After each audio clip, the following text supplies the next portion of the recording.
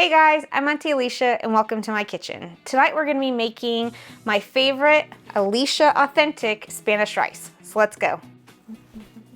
Alright, so this is a pretty easy Spanish rice in my opinion, but it's packed full of flavor, it's just delicious, and it's even better the next day.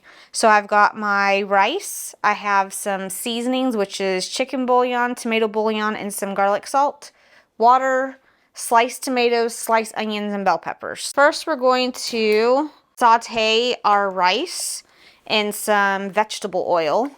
The idea is to go ahead and add as much oil as needed to coat our rice.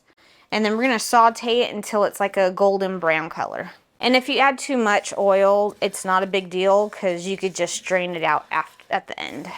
So you're going to want to stir it pretty often. You don't want burnt rice. But since we're using like a long grain white rice, you can definitely see when it starts to get that golden brown color. If you're meal prepping, this is a perfect dish to meal prep because you can make a big batch of it and it tastes better after a few days. So it works perfect for meal prepping. So we're starting to pick up a little bit more color, but not quite there yet. So I'm sharing with you my favorite Spanish rice.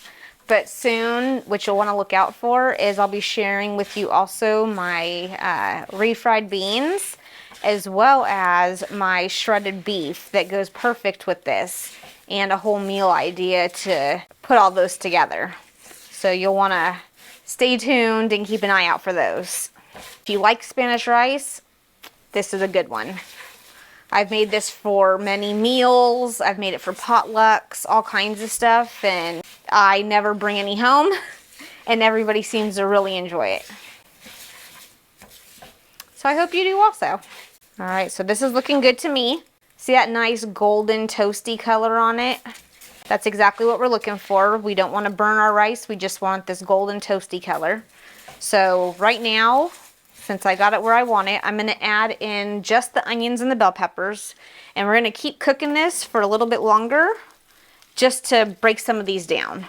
And because we're making them soft, I don't feel the need to dice up my vegetables. I like to leave them all nice and sliced. It adds such good presentation to the rice when it's done and you have all of this beautiful color in there. Not to mention, I've got picky eaters in my house and they don't like all the vegetables, so it makes it really easy for me to pick them out because they're in strips or slices. And then I'll just put them in a bowl to the side and everybody will just get a little bit of what they want. If you want the veggies, they'll add the veggies. If they don't, that's fine too. So I'm doing it in a little bit shallow of a pan. It's got a lid. I love this pan. Right now it's my favorite pan. If you've watched any of my videos, you might have seen that I use this pan quite a bit. But I also use my Dutch oven a lot.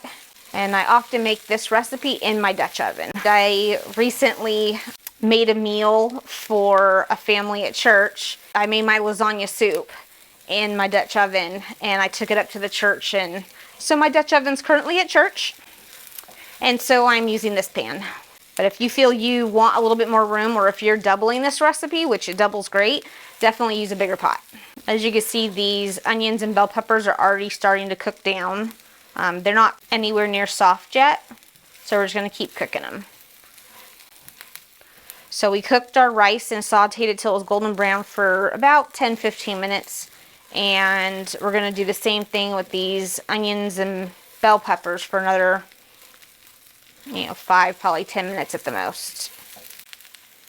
You might be thinking this seems a little tedious just for Spanish rice. I could just go get a box of rice-a-roni.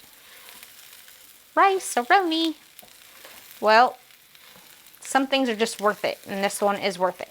But you'll have to give it a try and let me know if you think it is. My onions and bell peppers have gotten soft. So now I'm going to add my tomatoes. And here we're only going to cook it for like another minute or two.